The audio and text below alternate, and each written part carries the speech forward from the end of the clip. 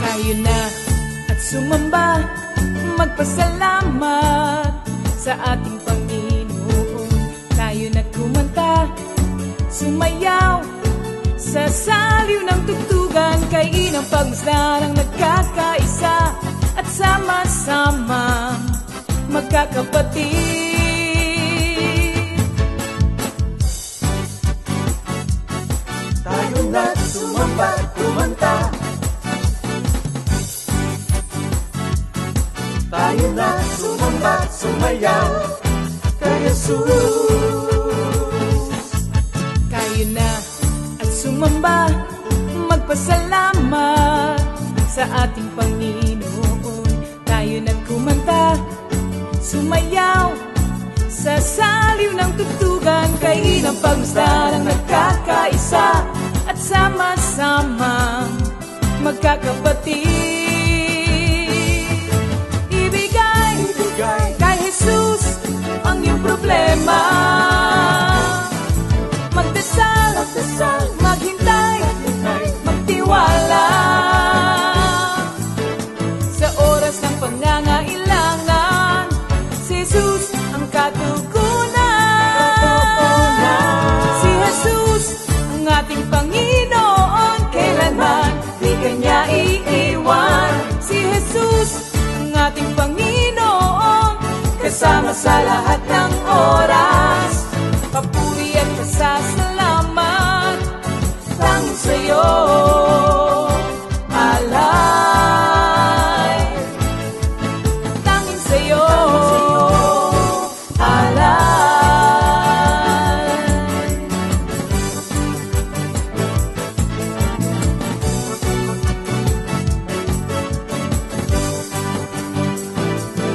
Si Jesus ang ating Panginoon, kailanman di kanya iiwan. Si Jesus ang ating Panginoon, kasama sa lahat ng oras. Si Jesus ang ating Panginoon, kailanman di kanya iiwan. Si Jesus ang ating Panginoon, kasama sa lahat ng oras. Papuri at pasasalamat tanging sa'yo, alay. Tanging sa'yo, alay.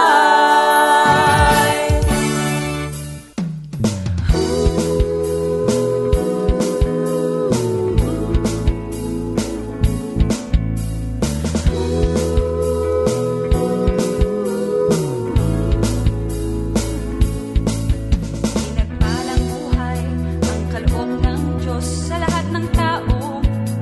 May takot sa Kanya. Pinagpalang buhay ang kaloob ng Diyos sa lahat ng tao. Nagtitiwala.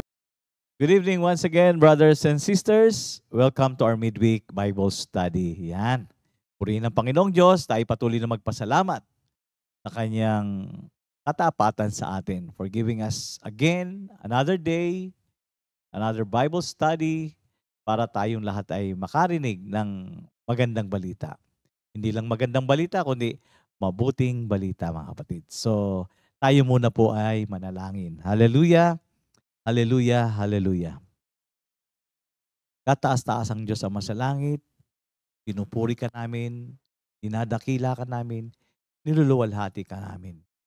Ikaw ang Diyos naming laging gumagabay at pumapatnubay sa amin. Patuloy mo kaming pinagkakalooban ng kalayaan para makarinig ng iyong mabuting balita.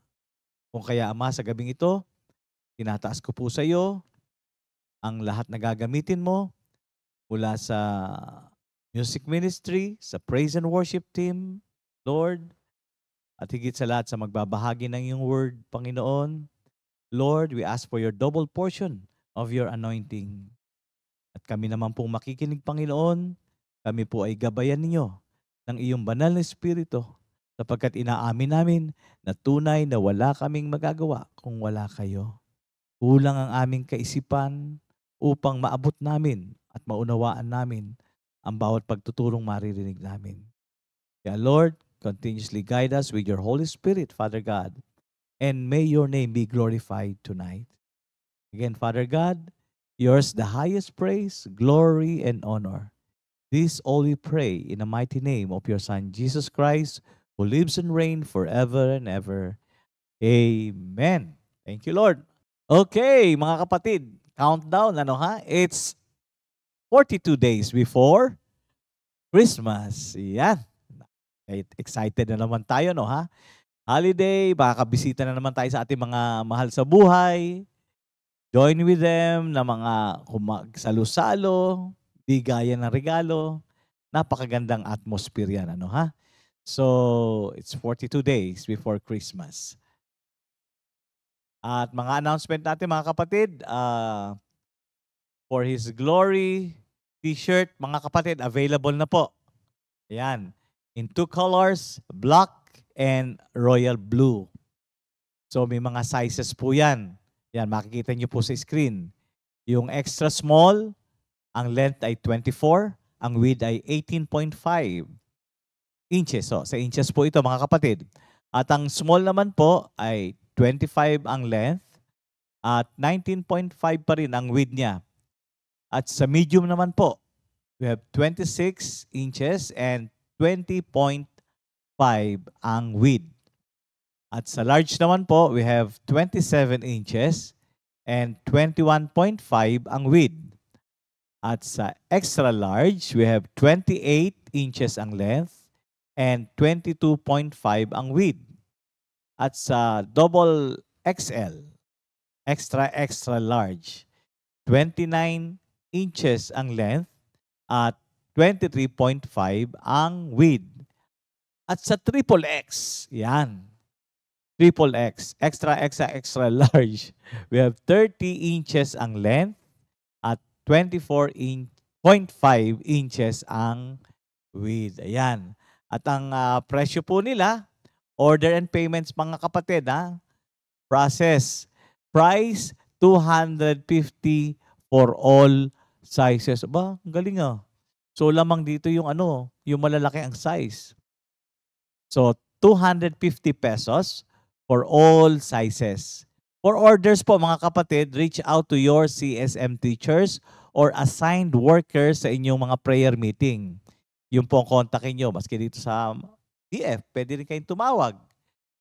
At doon kayo umorder. Release of item is care of ng CSM, CSM teachers or assigned workers. Yan, yung release ng items. Sa mga workers din po na nagpupunta sa prayer meeting, pwedeng sila po magdala.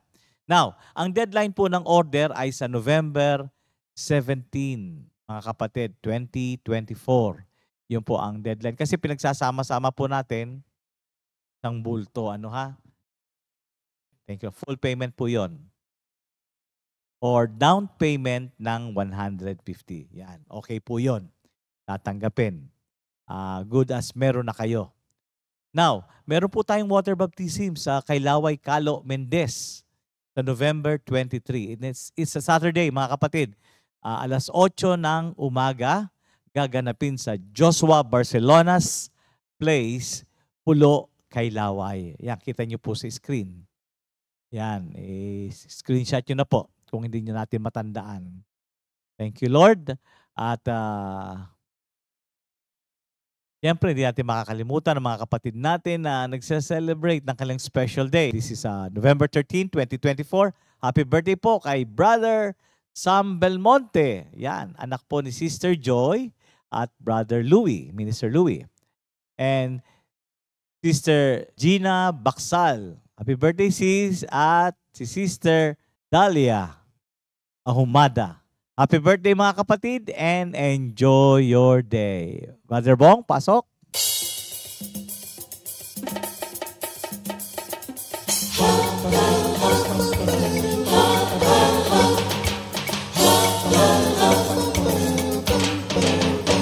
Happy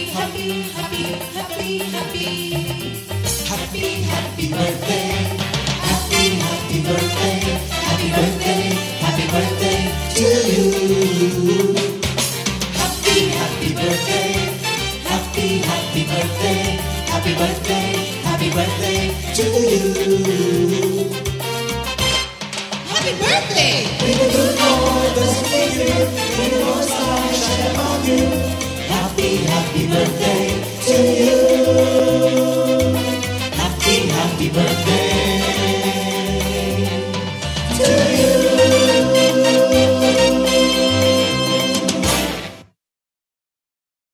Yes, happy birthday and enjoy your day mga kapatid.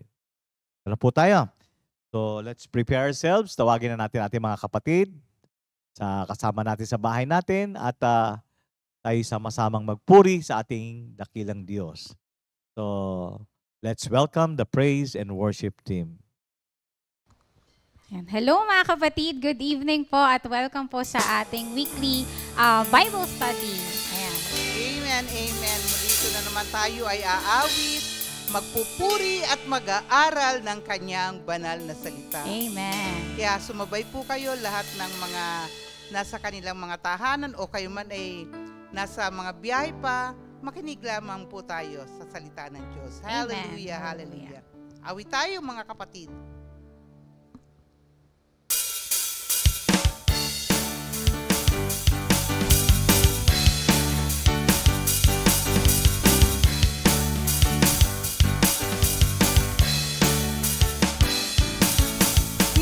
Kami nag-iisa pagkat ika'y kasama na. Hindi kami matatakot pagkat ika'y nariyan na. Jesus, ikaw ang Panginoon, nag-iisa at walang katulad man. Minsan pa, hindi kami nag-iisa pagkat ikaw kasama na. Hindi kami matatakot pagkat ika'y nariyan na. Jesus, ikaw ang Panginoon, nag-iisa at walang katulad man. Salamat! Salamat, salamat sa iyo, Panginoon, sa buhay na iyong ibinigay. Wala nang hahanapin pa, dahil ikaw, Jesus, ay sapat na. Hindi kami nag-iisa, hindi kami nag-iisa pagkat ika'y kasama na. Hindi kami matatakot pagkat ika'y nariyan na. Jesus, ikaw ang Panginoon, nag-iisa at walang katulad man. Salamat! Salamat, salamat sa iyo, Panginoon, sa buhay na iyong ibinigay. Wala nang hahanapin pa, dahil ikaw, Jesus, ay sapat na. Salamat, salamat! Salamat, salamat sa iyo, Panginoon, sa buhay na iyong ibinigay. Wala nang hahanapin pa, dahil ikaw, Jesus, ay sapat na. Ikaw ang Diyos na di nagbabago. Ikaw ang Diyos na di nagbabago. Pag-ibig mo ay hanggang dulo. Ang kaligtasan ko ay mula sa iyo. Ikaw ang Diyos na di nagbabago. Pag-ibig mo ay hanggang dulo. Ang kaligtasan ko ay mula sa iyo. Salamat! Salamat, salamat sa iyo, Panginoon, sa buhay na iyong ibinigay. Wala nang hahanapin pa, dahil ikaw, Jesus, ay sapat na. Magpupuri ako sa iyo, Panginoon. Ako ay aawit habang may awitin. May problema o wala, patuloy pa rin mo. Magpupuri ako sa iyo, Panginoon. Ako ay aawit habang may awitin. May problema o wala, patuloy pa rin itataas ang banal na ngalan mo. Hindi ka nagkukulang, biyaya mo'y laging sapat. Hindi ka nagkukulang, biyaya mo'y sobra-sobra.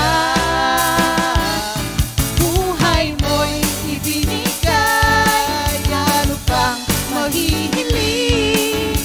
Purihin ang Panginoong Yesus. Humingi ka, at ikaw ay bibigyan. Kumatok ka, at ikaw ay bubuksan. Hanapin mo at iyong masusumpungan. Hallelujah! Hindi ka nagkukulang, biyaya mo'y laging sapat. Hindi ka nagkukulang, biyaya mo'y sobra-sobra. Buhay mo'y ibinigay, ano pang mahihiling? Purihin ang Panginoong Yesus. Hindi ka nagkukulang, hindi ka nagkukulang, biyaya mo'y laging sapat. Hindi ka nagkukulang, biyaya mo'y sobra-sobra. Buhay mo'y ibinigay, ano pang mahihiling? Purihin ang Panginoong Yesus. Buhay mo'y ibinigay, buhay mo'y ibinigay, ano pang mahihiling? Purihin ang Panginoong Yesus. Purihin ang Panginoong Yesus. Oh, hallelujah. Praise the Lord. Praise you, Thank you, Lord. Jesus. Glory to you. Thank you. Thank you, my Jesus. Tunay nga, Panginoon, na kapag kami humiling sa iyo, na ikaw ay nagbibigay at tumutugon sa aming mga panalangin. Hallelujah. Kaya narito kami ngayon, Panginoon, kami mag-aalay ng awit para sa iyo. Hallelujah. Hallelujah. Oh, thank you, Jesus. Napakabuti mo sa amin, Panginoon. Napakabuti mo, Panginoon. Hallelujah.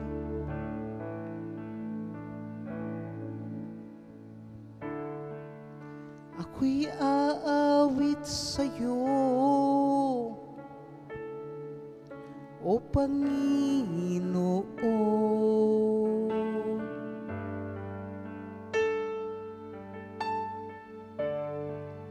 Kay gandang pagmasdan ang mga ginawa mo.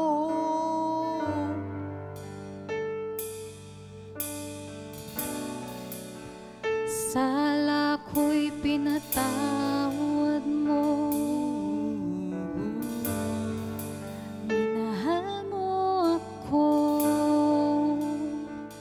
ng lubos. Hallelujah. Hallelujah. Ako'y aawit sa'yo,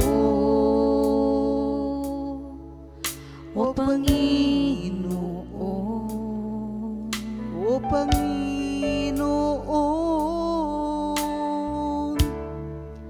Kay gandang pagmasdan ng mga ginawa mo.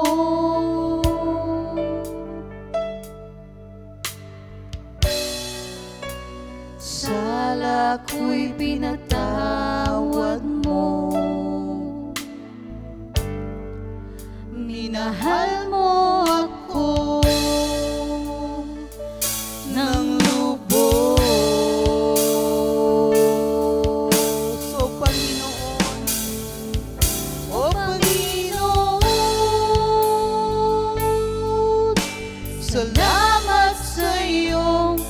pagliligtas.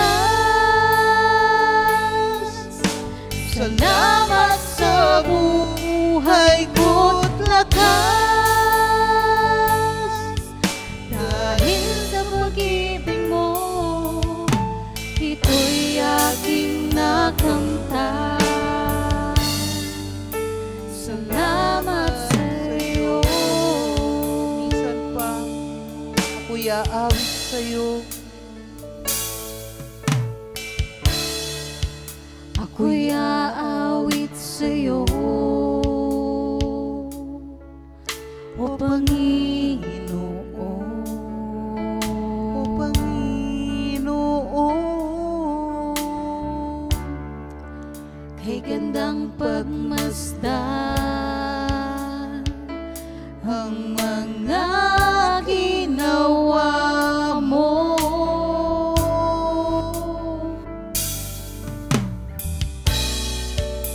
Sala ko'y pinatawad mo. Minahal mo ako ng lubos. O Panginoon, hallelujah. O Panginoon, salamat sa iyong pagliligtas. Salamat sa buhay ko't lakas. Dahil sa pag-ibig mo, ito'y aking nakamtan. O Panginoon, O Panginoon, salamat sa iyong pagliligtas. salamat sa buhay ko't lakas. Dahil sa pag-ibig mo, ito'y aking nakamtan. Salamat sa iyo. Hallelujah.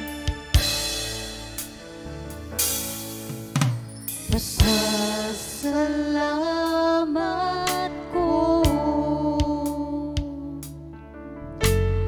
ay walang hanggan Sa pag-ibig na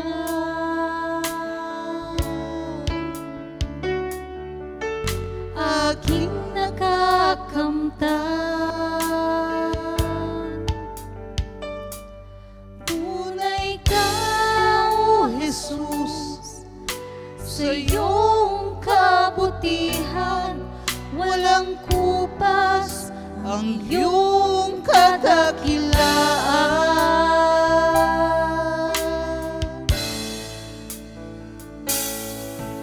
Tanging sa'yo lang, tanging sa'yo lang ako ay aasa. ako ay aasa, Pagkat ikaw ang kanlungan ko. Sa bawat pagsubok na daraanan ko, alam kong ang paglingap ay tatanggapin ko. O Yahweh. O Yahweh, paglingap mo'y maaasahan ko. Mga pangako mo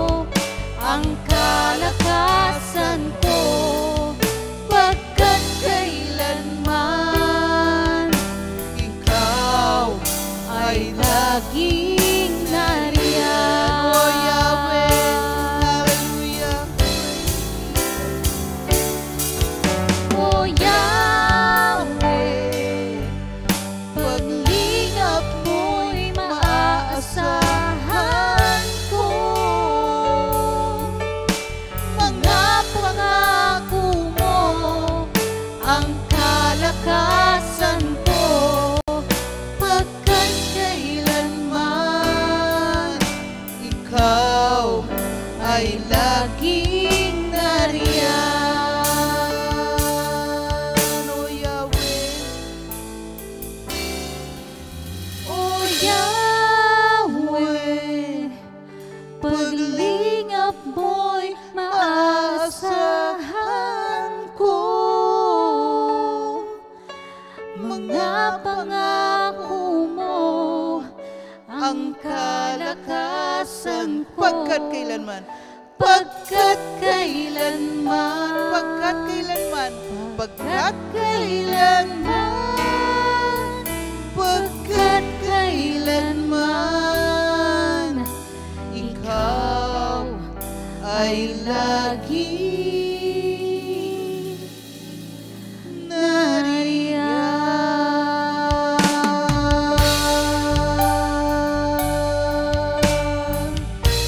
Ikaw ay laging nariyan. Oh Yahweh, papupurihan ka.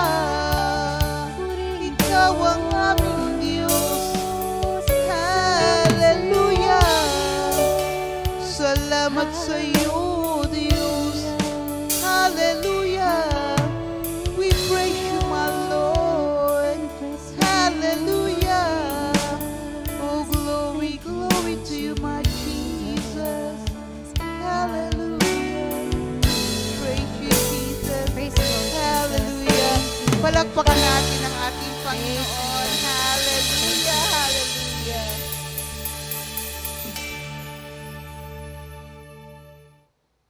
Thank you, Lord. Thank you, Jesus. Glory, hallelujah. Glory to God, mga kapatid. Ha? Napakasarap umawit, magpuri sa ating dakilang Diyos. Lord. So, for tonight, to continue with our series, which is all about the book of the Romans, let us all welcome Pastor JB Kagimbal para sa first part ng chapter 3 ng Romans. Let's welcome our pastor. Thank you, Lord. Magandang gabi po sa ating lahat, mga kapatid. Muli po ay samahan ninyo ako sa pag-aaral natin ngayon sa ikatatlong chapter ng Romans. At ito nga po ay tungkol doon sa getting right with God. At sa ating pong unang bahagi ay sa Romans 3, 1-9. Bago po lahat, samahan din niyo ako, mga kapatid, sa ating panalangin. Ating tawagan ng Banal na Espiritu upang samahan po tayo true and true. O aming Diyos, tunay na ikaw ay dakila at tapat. Salamat sa pagtitiwala mo sa amin ng iyong banal na salita. Salamat kami ginagamit mo. At salamat amin pong maisasabuhay ang aming pag-aaralan ngayon. Sa oras pong ito, wala kaming nais kundi papurihan ka at sa pangalan ni Jesus, nawa po yun ay maganap. At nawa rin po, Lord, maging kalugod-lugod sa iyo ang bawat salitang marinig mo, pati na po ang mababasa mo sa aking puso, sa aming puso, at yun nga po hanggang sa pagsasagawa namin ng napapaloob na lesson sa araw na ito. In Jesus' name we pray. Amen. Amen. So, hango nga po ito sa Romans 3, 1-9. At ang ating po naging title ay Getting Right with God. At may subtitle ito na Entitlement. Are we entitled to something from the Lord? So, verse 1 sa Romans 3. Kung gayon, paano makakalamang ang Hudyo sa hindi Hudyo? Anong kabuluhan ng pagiging tuli? Napakarami. Una sa lahat, ang mga Hudyo ang pinagkatiwalaan ng mga pahayag ng Diyos. Ano nga kung hindi naging tapat ang ilan sa kanila? Ang ibig kayang sabihin niyon ay hindi na rin tapat ang Diyos? Hindi. Ang Diyos ay tapat at totoo kahit na sinungaling pa ang lahat ng tao. Ayon nga sa nasusulat, kung ikaw ay nagsasalita, mapapatunayan kung matuwid at kung ikaw ay hahatulan, ikaw ay mananaig. Sa verse 5, ngunit kung ang kasamaan natin ay nagpapakilala ng katarungan ng Diyos, masasabi ba nating hindi siya makatarungan dahil tayo'y pinarurusahan niya? Ganyan ang pangangatwiran ng tao. Hindi. Kung hindi makatarungan ang Diyos, paano niya hahatulan ang sanlibutan? Kung sa pamamagitan ng aking kasinungalingan ay lalong lumilitaw ang kaluwalhatian ng Diyos sapagkat lalong nakikilala niya sa itapat, bakit pa niya ako paparusahan bilang isang makasalanan? Kung gayon, bakit nga hindi natin sabihin, gumawa kayo ng masama. Kung mabuti naman ang magiging bunga nito, ganyan daw ang itinuturo namin, sabi ng mga naninira sa amin. Sila'y parurusahan ng Diyos at yun ang nararapat. Thank you, Lord. Romans 3:1-9. In Jesus' name, Amen. Mula pa sa simula ng ating mga pag-aaral tungkol sa mga Hudyo, alam natin na ang mga Hudyo ay merong napaka-espesyal na para natatangi ang pagtatas nila sa kanilang sarili. Sila ay may paniniwala na sila ay mas superior kaysa mga hintil o kung sa namang uri ng tao. And they glorified in this, that they were God's chosen people, chosen out of all the nations to be in a covenant with God, to receive the law from God, to have the sign of the covenant in their bodies. Ngayon, dahil sa kanilang covenantal ties with God, they believed that they were safe from God's wrath and judgment. Pero ang sinasabi ni Pablo, being born a descendant of Abraham, knowing God's law and being circumcised, did not assure them a place in heaven, neither they would escape God's wrath and punishment. As a matter of fact, the blessings of being Jewish made them more accountable for obedience to the Lord. Yun ang sa Lucas 12:48. Much is given, much is required. Lucas 12:48. Idinagdag pa ni Pablo na ang tunay na Hudyo is the one who has the circumcision of the heart done by the Holy Spirit, and he is a Jew inwardly by faith, and his praise comes from our God. Kaya alam niya na he will face a strong objection, opposition sa mga makakabasa nito na mga Hudyo. At ang mga self-righteous Jews na ito ay hindi palalampasin ang mga bagay na ito na ang kanilang supposed security through the Abrahamic covenant and their man-made legalism was being attacked. Kaya alam ni Pablo na mag-upos nga sila sa tatlong bagay na ito. Una, kanilang pipigilin o kanilang kokontrahin ang pagtuturo niya against them, ang mga piniling na mga tao ng Diyos. Ang pagtuturo niya against sa mga pangako ng Diyos sa kanila, sa chosen people, at ang pagtuturo niya against God's righteousness pagdating sa katayuan ng mga pinili. Ito ang nilalaman ng Romans 3 verses 1-8. At ang tatlong datos na ito ang hinarap niya at pinagtanggol sa ating pag-aaral ngayong gabi. Ito ang ating tatanghalin na pagtatanggol ni Pablo. So puntahan na natin yung unang datos sa kanya. Paul was charged with teaching against God's chosen people. Yun ang sa Romans 3 verse 1. Naasahan agad ni Pablo ang tanong na ito. Kung gayon, paano makakalamang ang Hudyo sa hindi Hudyo? Anong kabuluhan ng pagiging tuli? Ang sagot ni Pablo ay napakasimple. Ang sabi niya, napakarami. Una sa lahat, ang mga Hudyo ang pinagkakatiwalaan ng pahayag ng Diyos. First of all, that they were entrusted with the oracles of God. Pag sinabing first of all, ang ibig sabihin niya ay napakaraming kasunod pa ito. Maraming marami. Pag sinabi natin oracles of God, it refers to the entire Old Testament at hindi lamang doon sa first 5 books of the Bible. At sabi nga ni Pastor Trapp, this was their prime privilege, that they were God's library keepers, that this heavenly treasure was entrusted to them. So sila ang librarian ng lahat ng ito na pinagkatiwala sa kanila, the oracles of God. God is entrusted to the care of the Jews, the revelation of Himself and His will. This for them was a great privilege. But with a great privilege comes a great responsibility. Yun ang nakita na kulang sa mga pinagkatiwalaan ng salita ng Diyos. Dapat mayroong pagsasaliksik. If they would have truly searched and believed the Scriptures, they would have recognized that Jesus was the Son of God, the promised Messiah and Savior, but because Jesus is the focus of both the Old and the New Testament, that Jesus is the focus of both the Old and New Testament. Natatandaan ba nyo yung ating tinukoy na topic na pag-aaral sa taong ito nung magsimula ang taon? I think that was last year. Ang sabi natin, finding Jesus in all the books of the Bible. At yun nakita natin mula sa Genesis hanggang sa Revelation. So sa John 5:39-40, sinasaliksik ninyo ang kasulatan sa pag-aakalang doon ninyo matatagpuan ng buhay na walang hanggan. Ang kasulatang iyan ang nagpapatotoo tungkol sa akin. Ngunit ayaw naman ninyong lumapit sa akin upang kayo magkameroon ng buhay. Instead, they preferred to follow the traditions and teachings of the rabbis and elders over the oracles of God, which would have led them to the Savior. Paul was not teaching against God's chosen people. Rather, he was teaching that as God's chosen people, they had great responsibilities and privileges. But with those privileges comes responsibility and accountability. Sa Romans 2:27-29, balikan po natin yung huling sinabi ni Pastor Romy noong last Wednesday. Kaya ikaw na Hudyong nasa ilalim ng kautusan, ngunit hindi naman tumutupad nito, ay hahatulan ng mga tumutupad sa kautusan bagamat hindi sila tinuli. Sapagkat ang pagiging isang tunay na Hudyo ay hindi dahil sa panlabas na kaanyuan o dahil sa pagtutuli sa laman.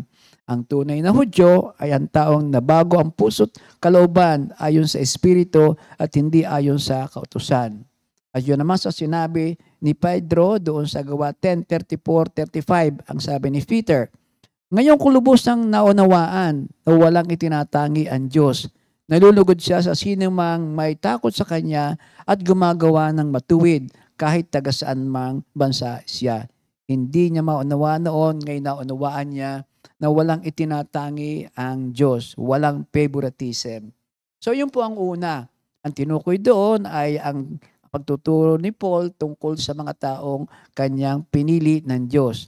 Ang pangalawa, Paul was charged with teaching against God's promises. Yun ang mga pangako ng Diyos ang tinutukoy na pangalawang charge kay Pablo. Sa Romans 3:3-4, ano nga kung hindi naging tapat ng ilan sa kanila? Ang ibig kayang sabihin yon ay hindi na rin tapat ang Diyos? Hindi. Ang Diyos ay tapat at totoo kahit na sinungaling pa ang lahat ng tao. At ayon nga sa nasusulat, kapag ikaw ay nagsalita, mapapatunayan na kung matuwid at kung ikaw ay hahatulan, ikaw ay mananaig. Talagang napakarami ang pangako ng Diyos na matatagpuan natin sa Bible. Sa Old Testament, ang sabi, mahigit daw ito 5,000. Sa New Testament, mahigit at 2,000. At ang mga ito, lalo sa Old Testament, ito yung talagang pinako ng Diyos sa kanyang mga hinirang. The Jews charged Paul with teaching that they could not be secure in those promises. Yun ang kanilang agam-agam na parang sinasabi ni Pablo, hindi naman kayo ililigtas sa mga promises na yan. And many of God's promises to His chosen people carried a warning of judgment for sin. Most of the promises were conditional, which means that the people had a condition to fulfill if the promise was to be fulfilled.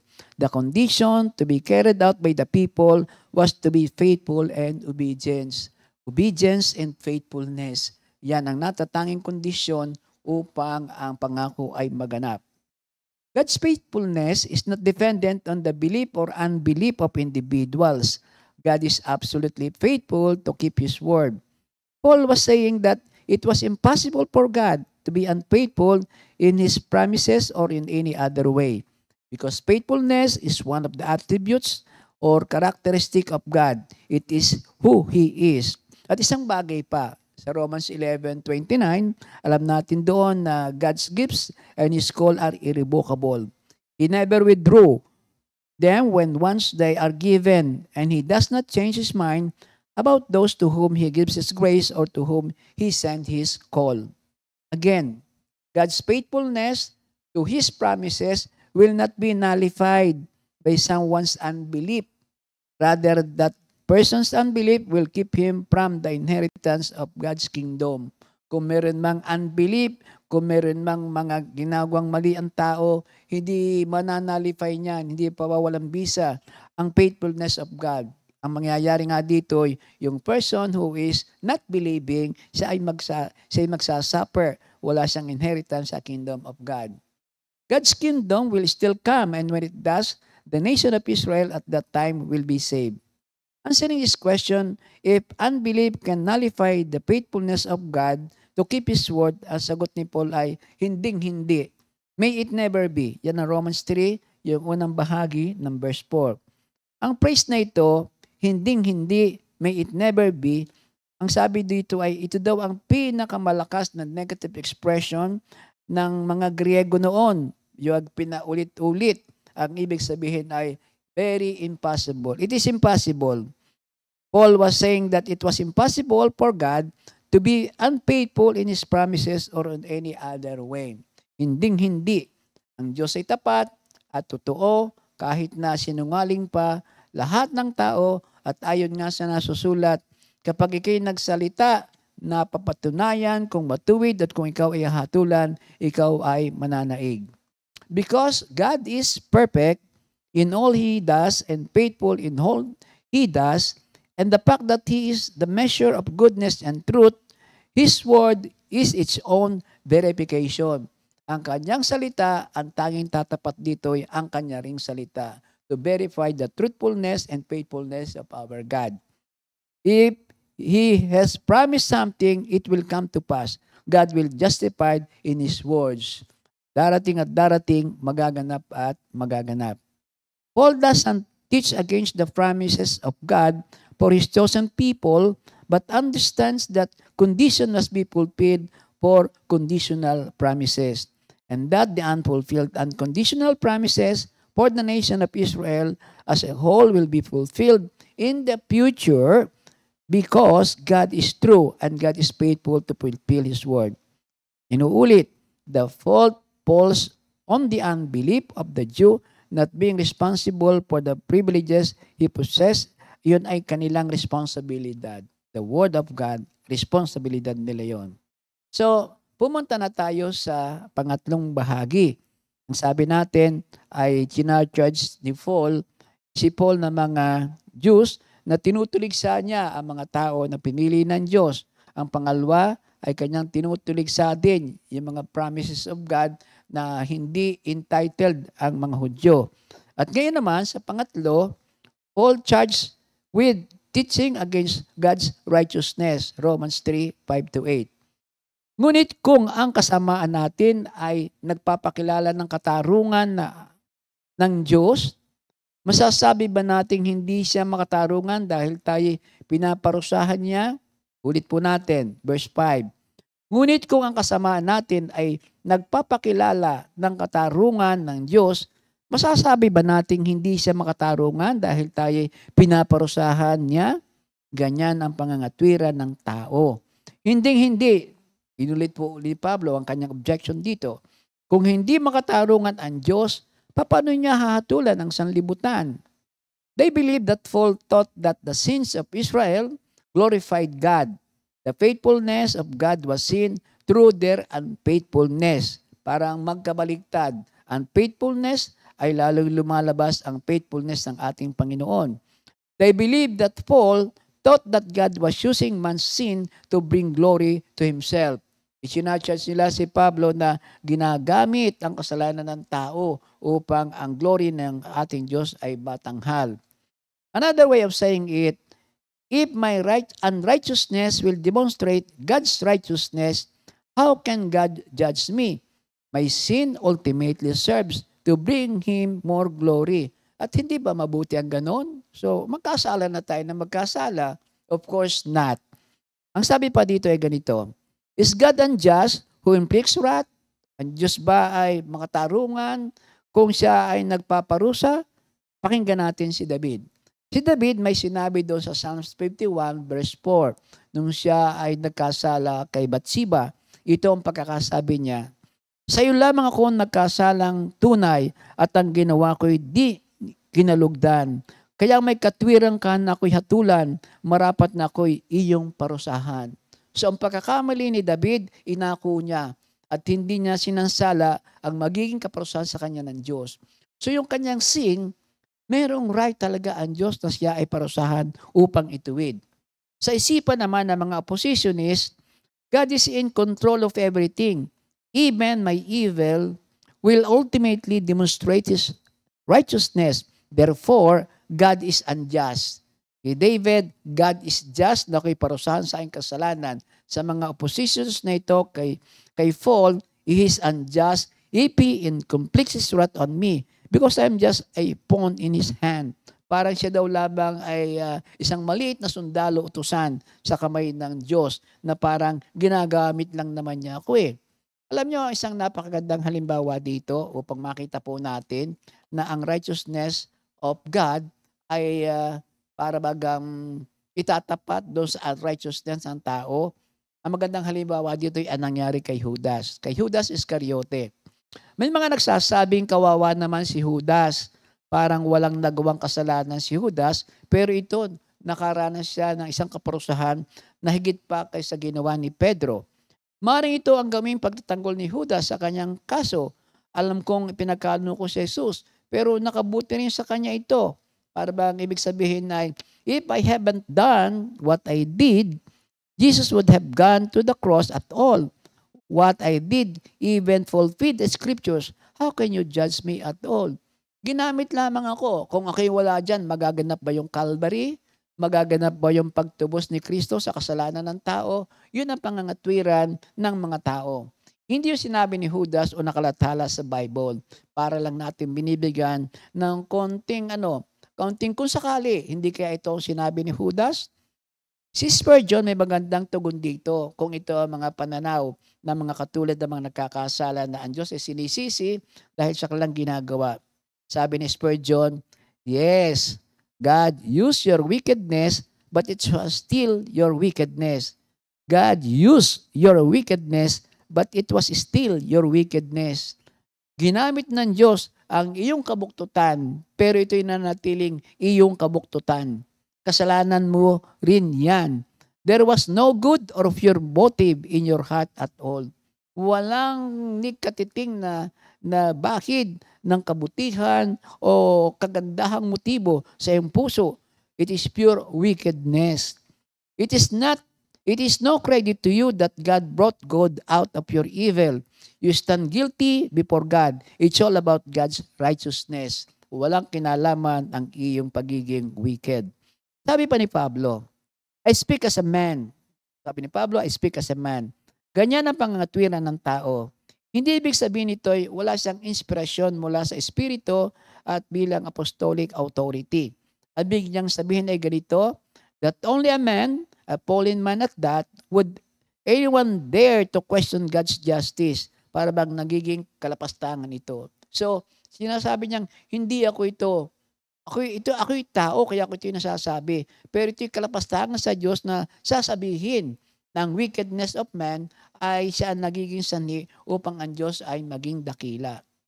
Doon sa verse 6-8, Paul's answer to the objection raised. Sabi niya, hindi. So inulit naman, of course not.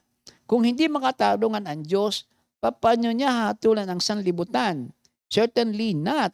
For then, how will God judge the world? It is true that God will use even the unrighteousness of men to accomplish His work and brings praise to His name. Yun nga si Judas, ang isang napakagandang perfect example nito. But part of the way God glorifies Himself in man's sin is by righteous judging that unrighteousness.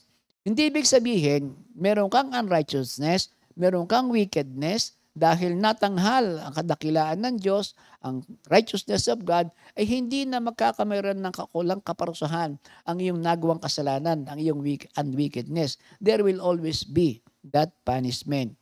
How will God judge the world? For what Paul and his readers, it was given that a judgment day was coming, when some will be acquitted and some condemned. Kung sakali man na hindi dinajudge ang isang tao, hindi ibig sabihin hindi na kayang i-judge ang buong mundo sa panahon ng judgment. Hindi, lahat ay hahatulan. Singly and as a group, as a whole, yan ay hahatulan. He did not need to contest this point. It was simply understood in their culture. Ito ang kultura sa kanila ng mga panahon na yon. Basta nagkamali, makakameron ng kaparusahan. And many of the Jews of Paul's day figured that God would condemn the Gentile for his sin but save the Jew despite his sin.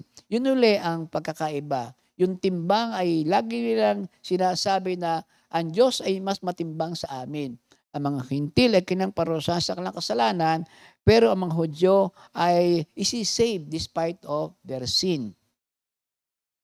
Sa verse 7 to 8, dito rin sa ating Romans 3, kung sa pamamagitan ng aking kasinungalingan ay lalong malitaw, ay lalong lumilitaw ang kaluwalhatian ng Diyos sapagkat lalong nakikilala na siya'y tapat, bakit pa niya ako parurusahan bilang isang makasalanan? Ulitin ko po.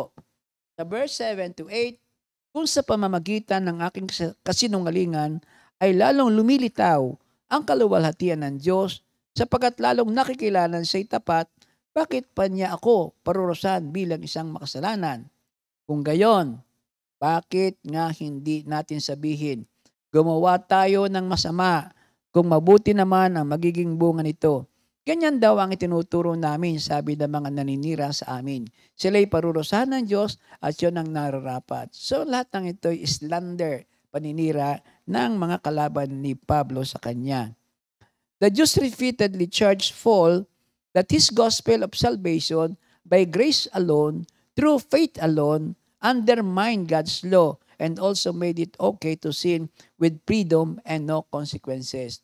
Yun ang isinacharge sa kanya, that we are saved by grace alone, by faith alone. Kumbaga sa ano'y, once saved is always saved. They were accusing Paul of rationalizing sin on the basis that it glorified God. Hindi ito ang gospel ni Paul, yung kanyang gospel of grace. Rather, his gospel taught that salvation by grace alone, through faith alone, would produce good work. Magkakamari ito ng bunga. Hindi pupundo doon sa isang puntos lamang na ikay saved na. The person saved by grace would genuinely desire to serve his Savior, the Lord Jesus Christ. By grace, magpuproduce again by good works. Paul's response to those who charge him with teaching against God's righteousness by condoning sin so that good may come was short, but made his point. Their condemnation is just. Iyan ang nararapat. Yun ay ikatlong bahagi dun sa verse 8. Ang ibig sabihin, Paul knew that when he stood before the Lord Jesus, that these charges against him would be proved false and he would enter into the joy of his masters. Ang tao, i-charge siya ng ganon, mali ang kanyang ginagawa. At ito ay kontra sa katotohanan ng kadakilaan ng Diyos. Ang key Paul na stand ay, ang Diyos ang hahatol nito at sa aking pagpunta sa kanyang harapan, siya ay malulugod sa aking mga ginawa. Pero yung mga nag-accuse sa kanya, nakakatyak din siya na yun ay parurusahan naman because all those charges are false. So, let's sin as much as we can so that God can be glorified even more. Inuulit-uli. Let us sin as much as we can so God can be glorified even more. This shows us that one way to examine a teaching is to extend its meaning and consequences and we see where you're end. Saan tayo pupulutin ito sa dulo? Ang ibig sabihin nito ay, sige lang. Kung sa palagay mo ay kay patuloy na magkakasala, ang sinasabi ng ating resource dito, ang sabi niyo na ganito nang gawin mo, magtuloy-tuloy ka lang at tingnan mo kung saan kadadalhin ng mga kasalanang ginagawa mo. Paul was slanderously reported to teach this. Still, it is possible to see how this accusation came as Paul freely preached forgiveness and salvation by grace through faith in Jesus, not works. Patatawarin ka naman, sige pa. Ano bang ibig sabihin noon? Laging nasasabi ni Paul ang tungkol doon sa forgiveness and salvation. So ang ibig sabihin, parang sinusuportahan yung forgiveness at saka ng salvation, yung sinasabi dito na patuloy kang magkasala at dumadakila ang Diyos, nadadakila ang Diyos, hindi yung kailangan maganap pa. Ang sinasabi dito ay, yung iyong sinasabi naman that salvation and forgiveness is always there because it is by grace and so therefore, tama nga na magkasala ang tao. Kung nung nagdaang lesson natin tungkol sa second coming of our Lord Jesus Christ, ang alibay ni Satan na Ang tao ay sabihin natin na matagal pa. Sige, kayo nang bahala sa sarili nyo. Drink, dance, and be merry. At matagal pa ang kanyang pagbabalik. Sa ating lesson ngayon, ang sinasabi naman dito ay, sige pa, magkasala ka pa, nadadakila naman ang iyong Diyos eh. Anyway, patatawarin ka naman niya. Sige pa, mga kapatid, huwag po natin itong ilalagay sa ating isip, lalo sa ating puso. Mali. Lahat ng kasalanan ay ating ginagawa sa ating Diyos. Kaya kaagad, ito ay atin pong puputulin. Ang ibang term dito is twisting the glorious free gift of God in Jesus into a supposed license to sin is perhaps the peak of man's depravity. Sukdulan na ang wickedness ng tao. So, natutwist ang glorious free gift of God. Kaya siguro, ito ang pinagpahuli ni Paul sa kanyang pagkasulat dito. Ang sabi dito ay, this twisting is so sinful, Paul, because it is beyond the depravity of the pagan. Sa Romans 1, 24-32, tinutwist. Yung mali, mabuti ang magagawa niyan.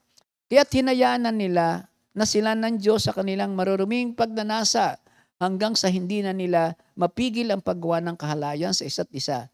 Tinalikuran nila ang katotohanan tungkol sa Diyos at pinalitan ng kasinungalingan. Sinamba nila at ang pinaglingkuran ang mga nilikha sa halip na ang lumikha na siyang dapat papurihan magpakailanman. Amen. Ipagpatuloy po niyo ang pagbasa hanggang sa verse 4 at makita po niyo yung mga nagaganap sa ating kapaligiran ngayon.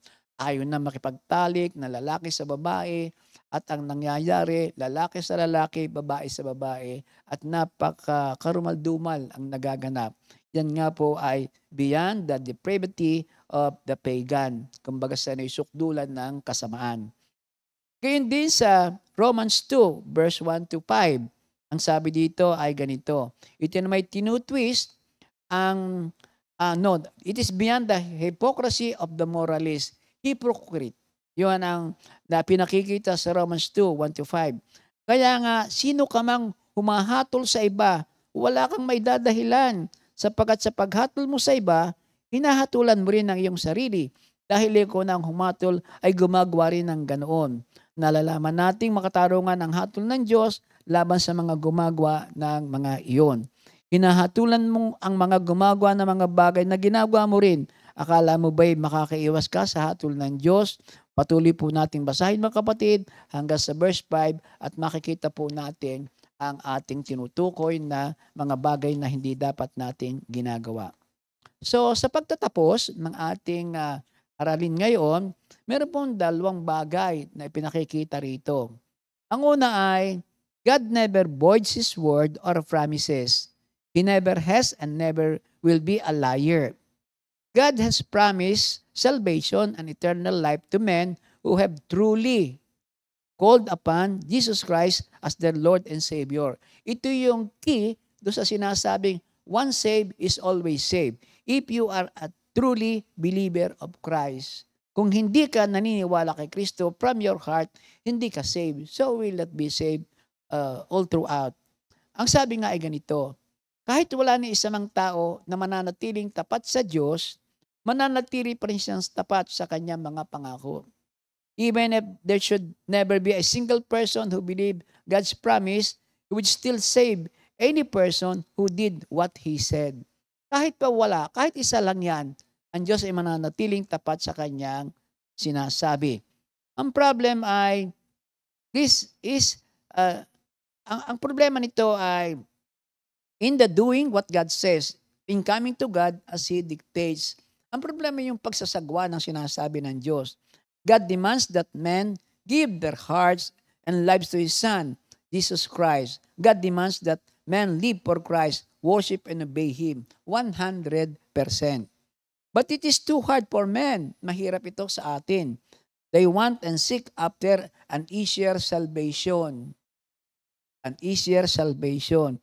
They want to be able to do something, get it over with, and then be free to live as they wish, giving God some attention here and there. Kumbaga sa ano ay, according na lamang sa kaluguran ng kanilang konsensya, yung kanilang ikalulugod. Yung lesson natin ng Sunday, ano bang sabi doon? Na ang tao, kalimitan yan ay nasamba according lamang kung gusto niya. Natutuwa siya, lalo tigit kapag ang sermon ay tungkol doon sa encouraging him, tungkol sa fruit, tungkol sa prosperity. Pero pagdating na doon sa mga bagay na challenge niya ang kanyang katapatan sa Diyos, ay ayaw na niya, nagpapalit na siya, kung hindi man ng simbahan, nagpapalit na ng ibang pastor na kanyang pakikinggan. This was much like life was under the law. It really did not matter if you sin as long as you had the offering. Yet, that was never God's intent in the law. Purihin ang ating Panginoon. At ang panghuli, God is faithful. He is not unfaithful. God never breaks or voids His word when He rejects the religionist. The religionist who possesses God's word and belongs to a church but does not obey God's word is not acceptable to Him. Mga kapatid, ang tinutukoy dito ay hindi lamang ang mga Hudyo noong unang panahon. Tinutukoy dito, maging ang mga Kristiyano, na ang kanilang pananampalataya ay base lamang doon sa mga bagay na magbibigay sa kanila ng bunga, ng kaginhawahan, ng hindi ng mga challenge in life. At yun nga po ang sinasabi. Baka tayo'y kabilang doon sa sinatawag na mga religionist. Kami po ay separated for the service of God. Kami born again. Pero baka ang nangyayari naman sa atin ay itong mga sinasabi ni Pablo, that we are asking for an entitlement. Being pinili ng Diyos, nararapat lang na kami nakasigurado na ng kaligtasan kahit wala kaming gawin. Bakit ganon? Because it is righteousness that God is after, not religion. So, ang hinahanap ng Diyos ay righteousness, hindi religion. God is not after an outward showing of religion, but an inward process of righteousness which overflows to show His light and love. God wants a heart that will not only possess the Bible, but will keep His commandments. God is after a spiritual rebirth, a new creation, a man who's been truly born again. 2 Chronicle 5:17, ang sino mang nakipag-ugnay kay Kristo, isa ng bagong nilalang. Siya ay bago na, wala na ang dati.